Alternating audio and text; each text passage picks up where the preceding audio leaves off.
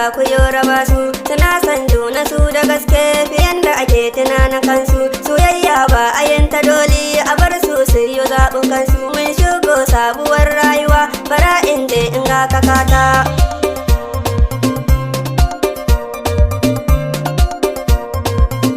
Rahilatu gimbiya ta mata, daban kike a cikin mata. Rayuwar ki daban take, baki da dukkanin mugunta.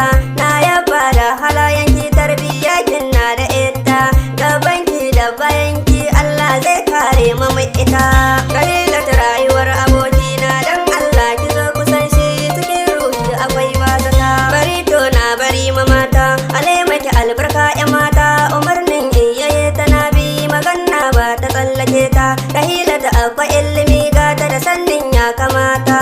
Aboki lalle ka dace, ka rike alƙawalinta.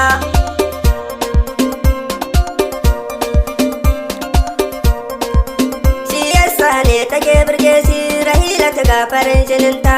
Rahilatu doguwar yarinya, gata da kyawun surata.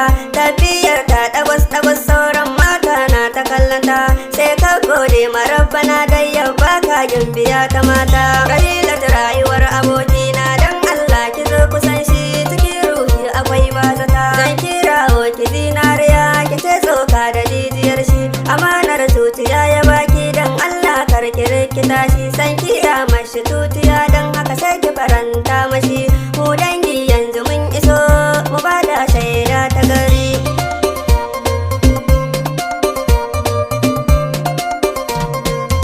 Bangare na zumunta, Rahilatu na sahun gaba. Ga girmama na gaba gare ta, Rahilatu kin wuce ababa. Rahilatu ba ki san rikima, dan Allah kar ki yi rikima. Dirim titi wuya, dan Allah ki rike mijinki da amana. Rahilatu rayuwar abokina, dan Allah ki zo kusan shi, cikin ruhi akwai bazata. Rahilatu ga ta dakikinta, Rahilatu kin iya soyayya. Ladabi da biyayya za ta yi ma, Rahilatu ga yawan dariya. Ba kowa za ta yi madariya, sai masoyin gaskiya. Yousufa an disa na kowa, mai wakar aboki na tunga.